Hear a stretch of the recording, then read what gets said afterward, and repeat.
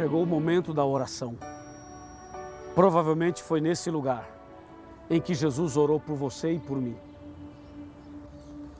Eu quero agora orar por você e por sua família. Oremos. Querido Pai Celestial, esse é o momento em que, na Tua presença, eu quero apresentar cada pessoa, cada família, cada casal, diante desta árvore, tocando nesta árvore, em que Jesus um dia tocou, em que Jesus um dia chorou e derramou sangue, em que um dia Jesus tomou uma decisão de morrer por nós na cruz. Ó Pai, eu venho aqui para apresentar ao Senhor essas pessoas que também tomaram hoje uma decisão. Ó Deus querido, toca essas vidas, toca este coração, abençoe este homem, esta mulher, esta família. E que assim como Jesus um dia nesse lugar decidiu por nós, que nós possamos agora decidir por Jesus e andar nos Teus caminhos. Obrigado, Pai. Nós Te louvamos por tão grande amor e por tão grande salvação. No nome de Jesus. Amém. Que o Senhor te abençoe e te guarde. Que o Senhor faça resplandecer seu rosto sobre ti e tenha misericórdia de ti, de ti.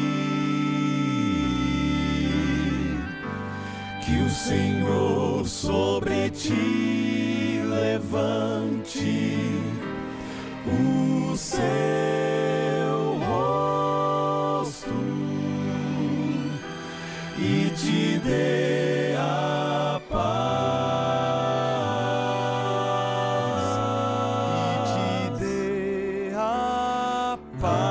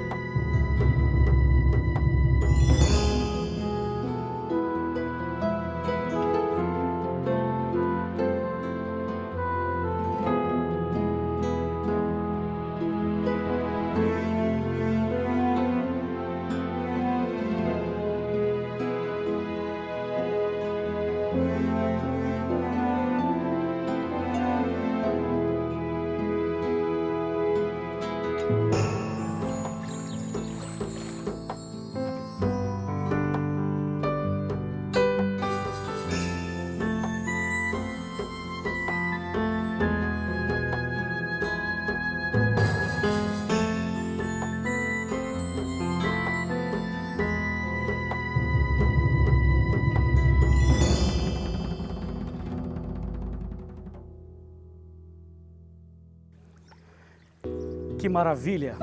Eu estou aqui no Mar da Galileia. Eu estou aqui no local muito significativo, onde muitas coisas incríveis aconteceram com Jesus e os seus discípulos. Ocorreram coisas maravilhosas antes e depois da ressurreição nesse lugar. E agora quero conversar com você um pouco sobre tudo isso que aconteceu aqui. No Evangelho de Mateus, capítulo 4, a partir do versículo 18, está escrito: caminhando Jesus junto ao mar da Galileia, viu dois irmãos, Simão chamado Pedro e André, que lançavam as redes ao mar, porque eram pescadores. E disse-lhes: vinde após mim, e eu vos farei pescadores de homens. Então, eles deixaram imediatamente as redes e seguiram a Jesus. Passando adiante, viu outros 2 irmãos, Tiago, filho de Zebedeu, e João, seu irmão, que estavam no barco em companhia de seu pai, consertando redes, e o chamou. Então eles, no mesmo instante, deixando o barco e seu pai, o seguiram. Na verdade, nós encontramos aqui um chamado. Jesus chamando discípulos. Entre eles, eu quero destacar 2, Pedro e João. Esse chamado que Jesus fez a eles aparece na Bíblia em outras partes também, porque o chamado é um chamado para todos, não apenas para os 12, não apenas para 4, mas para todo ser humano, inclusive para você e para mim. Na verdade é o seguinte, quando a gente vai para o livro do Apocalipse, no capítulo 12, nós encontramos uma citação que aparentemente não tem nada a ver com a Galileia, aparentemente, mas na verdade tem tudo a ver. Apocalipse 12, verso 1 diz assim: viu-se grande sinal no céu, a saber, uma mulher vestida do sol, com a lua debaixo dos pés e uma coroa de 12 estrelas na cabeça. Veja que essa citação que aparece no Apocalipse mostra uma mulher. Você sabe que em profecia, mulher significa igreja, significa o povo de Deus. E essa mulher está vestida do sol, com a lua debaixo dos pés. É, na verdade, uma descrição simbólica da igreja de Deus, do povo de Deus, tanto no Velho quanto no Novo Testamento. Por isso, tem tudo a ver com esse lugar também. Ou seja, Jesus tinha um povo no Velho Testamento e Jesus tem um povo no Novo Testamento. O povo de Deus sempre existiu na face da terra. E eu quero mostrar para você alguns detalhes a respeito disso na palavra de Deus. Quando você vai para o livro de Gênesis, por exemplo, Gênesis capítulo 12, você encontra aqui uma descrição muito interessante. Versículos 1 e 2 dizem assim: ora, disse o Senhor a Abrão, sai da tua terra, da tua parentela e da casa dos teus pais, e vai para a terra que te mostrarei. E de ti farei uma grande nação, e te abençoarei, e te engrandecerei o nome, e sê tu uma bênção. Então você vê que assim como Deus chamou discípulos aqui na região da Galileia, Deus também chamou Abraão para uma missão especial. O chamado feito a Abraão tinha o mesmo valor, a mesma importância do chamado feito aos discípulos. E Deus também tem feito um chamado para nós nos dias de hoje. Um chamado especial para você, meu amigo, e para mim também, que estudamos a palavra de Deus. Agora, nós percebemos aqui uma igreja no Velho e no Novo Testamento. Lembre-se que Deus tem uma igreja, um povo. Em todos os tempos, a igreja foi a mesma, o povo foi o mesmo. Deus não muda, conforme diz Malaquias, capítulo 3, versículo 6. Bem, com essa base toda, eu quero convidar você para conhecer um pouco melhor comigo a respeito dessa igreja. Veja o que diz o Evangelho de Mateus, no capítulo 16. Evangelho de Mateus, capítulo 16. E como você pode ver, eu estou abrindo a Bíblia aqui, é parte da manhã aqui na Galileia. Nós estamos antes do almoço e muitos dos episódios com Jesus aconteceram na parte da manhã. E eu quero ler com você Mateus 16 e queremos analisar o verso 18, que diz assim: também eu te digo, tu és Pedro, e sobre esta pedra edificarei a minha igreja, e as portas do inferno não prevalecerão contra ela. Bem, veja só, eu tenho aqui uma pedra nas minhas mãos, só para exemplificar, porque quando Jesus falou sobre a igreja, sobre a pedra, Jesus não estava mostrando uma pedra pequena como essa, mas estava mostrando uma rocha, uma grande rocha. Mas a verdade é que a pedra na Bíblia é muito significativa.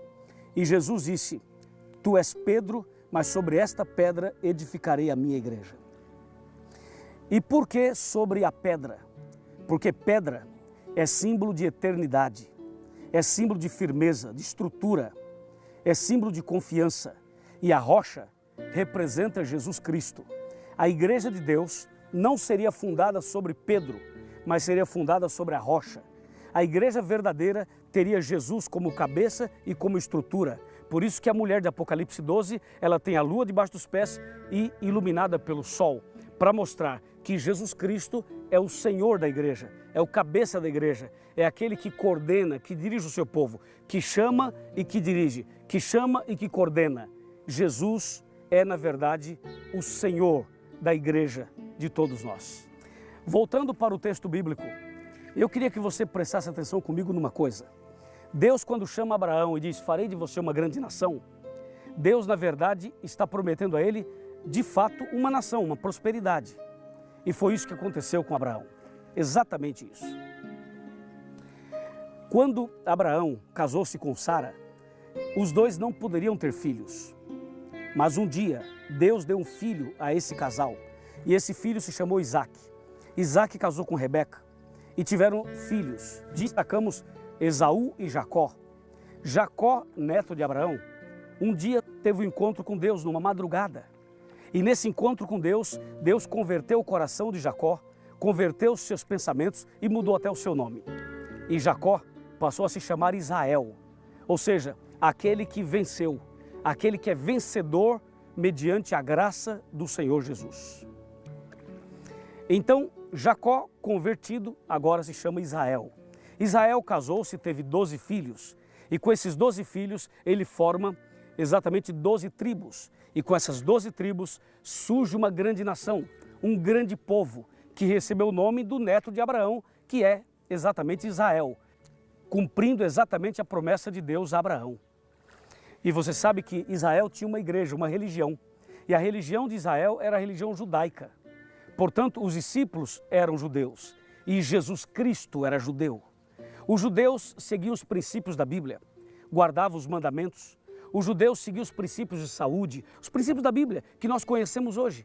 Eles também seguiam. Mas aconteceu uma coisa muito curiosa um dia. Em João capítulo 1, verso 11, diz que Jesus veio para os seus e os seus não o receberam.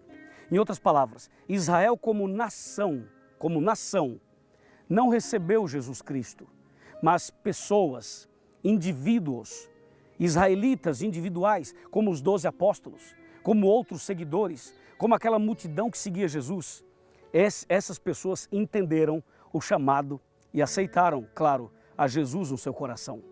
E foi através da vinda de Jesus aqui que Jesus implanta o cristianismo. O cristianismo foi implantado por nosso Senhor Jesus Cristo. Quando ele morreu na cruz no ano 31, aí começa exatamente a contagem da era cristã, com Cristo Jesus. A igreja cristã deveria passar por 7 períodos e nos próximos estudos, nos próximos programas, eu vou falar sobre essas 7 fases da igreja cristã. Mas agora eu quero chamar a sua atenção para um fato muito curioso. A igreja verdadeira, que vem desde o Velho Testamento, desde Adão e Eva, de Abraão, do povo de Israel, chega em Jesus, chega nos 12 apóstolos, essa igreja, ela continua até hoje. E a pergunta é, que igreja é essa nos dias de hoje? Quando você vai para Apocalipse 12, versículo 17, nós descobrimos que igreja é essa. Está escrito, irou-se o dragão contra a mulher e foi pelejar com os restantes da sua descendência, os que guardam os mandamentos de Deus e têm o testemunho de Jesus. A igreja verdadeira, meu amigo e minha amiga, é aquela que guarda os mandamentos de Deus e tem o testemunho de Jesus. Eu estou falando dessa igreja, a mesma de Adão e Eva, a mesma de Abraão, a mesma do povo de Israel, a mesma dos judeus, a mesma de Jesus Cristo, a mesma dos dias de hoje. E finalmente, eu quero que você saiba o seguinte, Deus sempre teve um povo fiel aos seus mandamentos. E nós precisamos hoje fazer uma decisão juntos. Por favor, preste bem atenção, olhe para mim, olhe aqui no meu rosto, nos meus olhos. Eu quero que você saiba que hoje existe uma igreja, a igreja de Deus, que segue exatamente os mandamentos, como diz Apocalipse 12, 17 e Apocalipse 14, verso 12. E Deus está chamando você para fazer parte dessa igreja. Você quer fazer parte dessa igreja? Então levante a sua mão e diga, eu quero, pastor. Eu estou aqui exatamente no Mar da Galileia, onde Jesus chamou os discípulos e agora Ele está chamando você para tomar uma decisão, para começar uma nova vida, para entregar sua vida a Jesus e para fazer parte daqueles que seguem a verdade e que fazem parte da igreja verdadeira. Deus te abençoe. Parabéns. Bem-vindo à igreja que guarda os 10 mandamentos e que tem o testemunho de Jesus. Deus te abençoe muito. Eu quero orar por você. Feche os seus olhos, vamos orar. Querido Deus, aqui diante do mar da Galileia, o Senhor chamou os discípulos e eu quero agora te agradecer, porque o Senhor está chamando cada um de nós, esse homem, essa mulher, essa família, chamando-nos para fazer parte dos teus seguidores, da tua igreja, do teu povo. Obrigado, Senhor. Nós aceitamos. Em nome de Jesus. Amém. Que o Senhor te abençoe e te guarde. Que o Senhor faça resplandecer seu rosto sobre ti e tenha misericórdia de ti, de ti. Que o Senhor sobre ti levante o seu rosto e te dê a paz, e te dê a paz.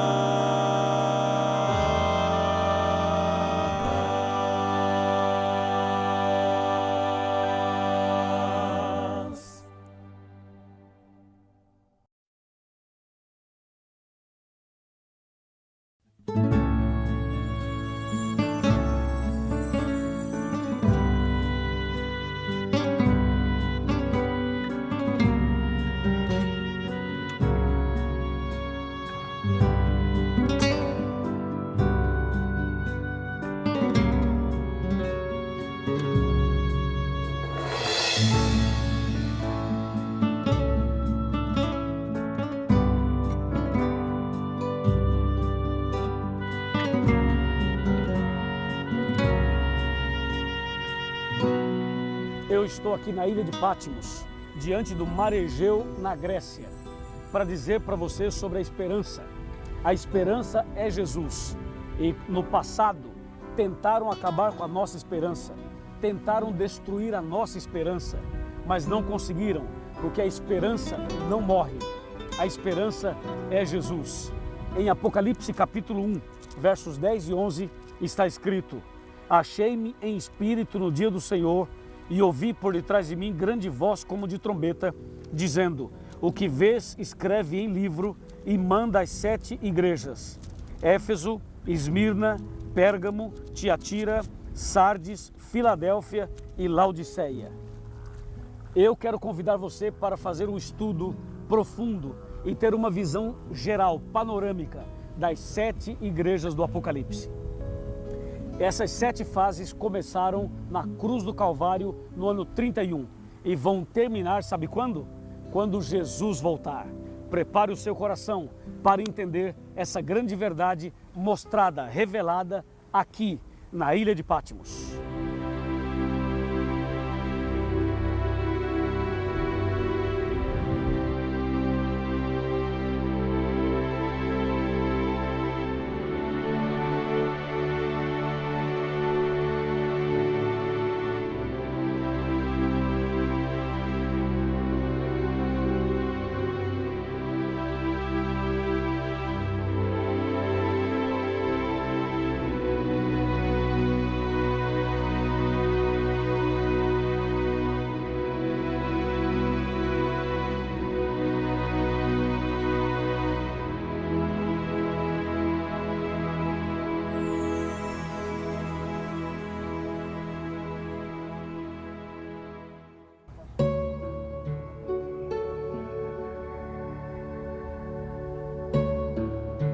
Bem, eu estou chegando da ilha de Patmos, onde começamos esse tema, um tema maravilhoso, que é uma visão geral das 7 igrejas do Apocalipse, e o título dessa mensagem é A Esperança Não Morre.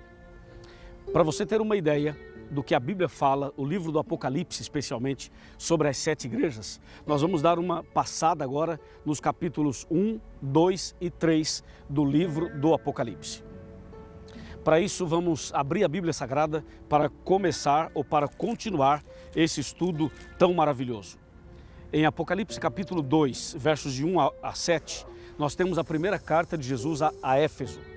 E a primeira carta de Jesus representa a primeira fase da igreja cristã na história, que começou na cruz do Calvário no ano 31 e terminaria por volta do ano 100, quando morre ou quando morreria o último dos 12 apóstolos. Esse período de Éfeso é o período mais incrível da história da igreja.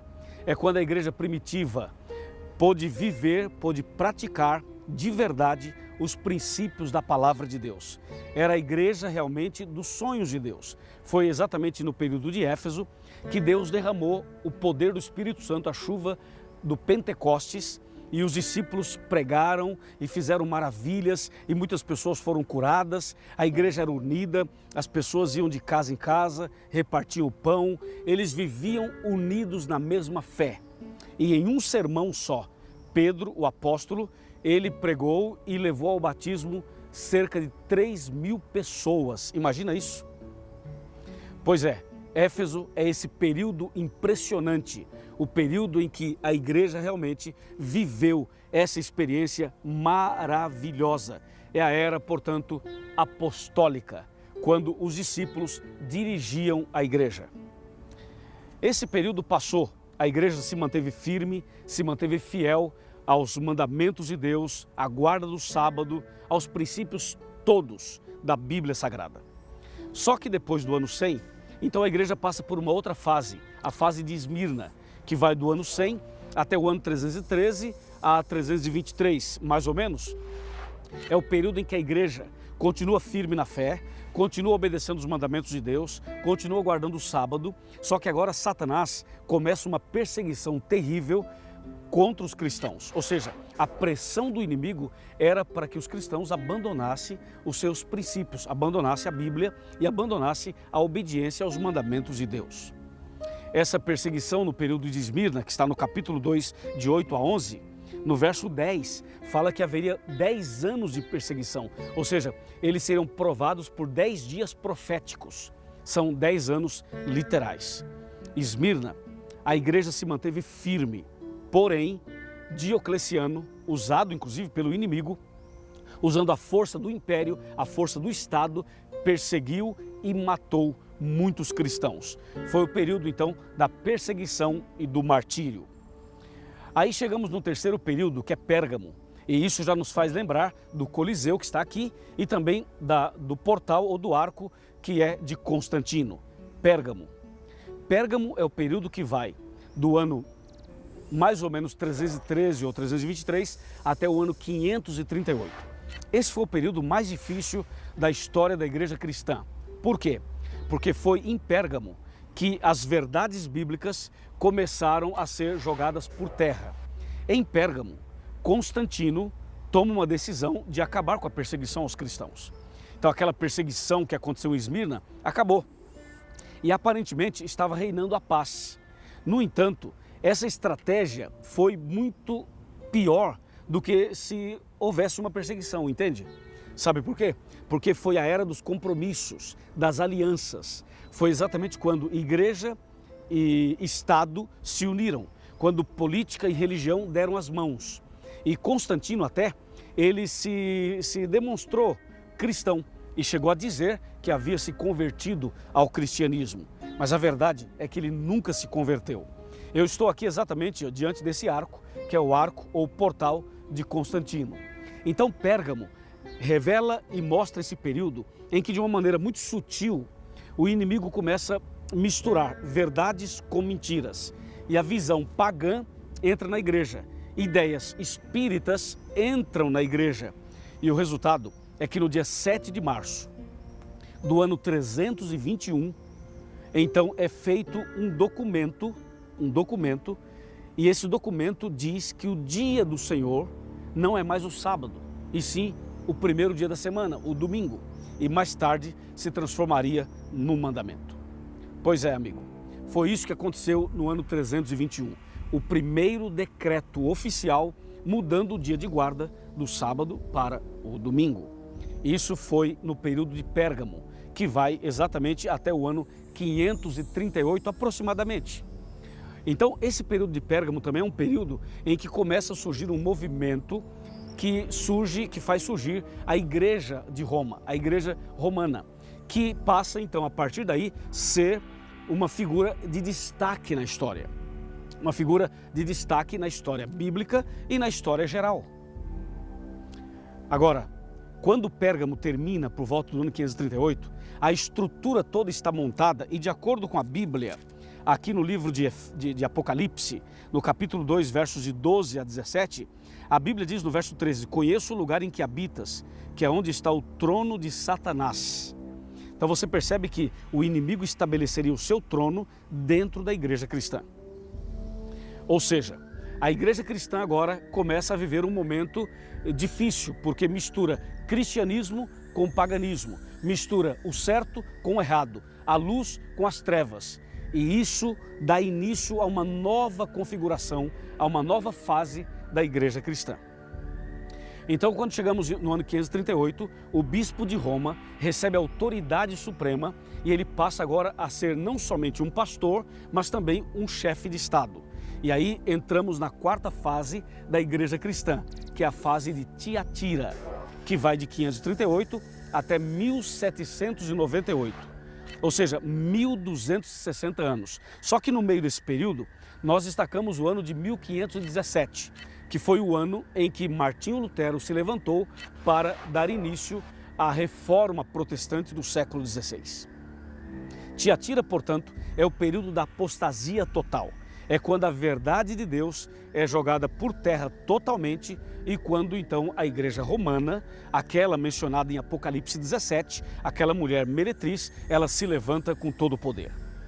A supremacia papal, então, ela passa agora a controlar, a dominar e ela passa agora a assumir o controle. Foi o período da Santa Inquisição, que de santa só tinha o nome, não é verdade? Porque foi uma verdadeira chacina.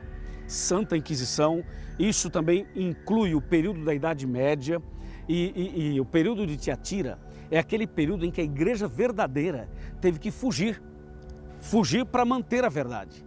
E o que ficou deu origem à igreja romana. Como você pode ver, eu estou aqui diante do Coliseu, exatamente um lugar onde as pessoas eram torturadas e devoradas pelos leões. Ou seja, a Inquisição foi forte aqui na Europa e em várias partes do mundo.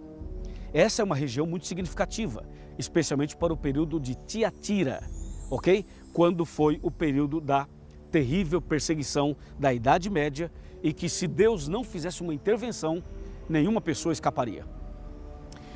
Terminamos o período de Tiatira, terminamos o período da supremacia papal em 1798. E aí começa uma outra fase, que começou, na verdade, um pouquinho antes, em 1517, com a reforma protestante, e a Bíblia menciona a igreja de Sardes, que está em Apocalipse, capítulo 3, de 1 a 6. Sardes é esse período que começa a reforma protestante. E essa reforma, com Lutero, começa a resgatar aquilo que no período anterior tinha sido jogado por terra. Deus levanta Lutero, levanta outras pessoas e começa a reforma protestante, indo até o ano de 1800, 833, por aí. Depois de Sardes, com o início da reforma, vem Filadélfia, que é o período do reavivamento. Ou seja, eles continuam agora fazendo a reforma, mas acontece um reavivamento interessantíssimo nos Estados Unidos, na Europa, em outras partes do mundo. Ou seja, pessoas se levantam e começam a estudar a Bíblia no período de Filadélfia. Especialmente Guilherme Miller começa a estudar Daniel 8,14, as profecias das 2.300 tardes e manhãs. E eles chegam à conclusão de que Jesus voltaria à Terra no dia 22 de outubro de 1844. Essa mensagem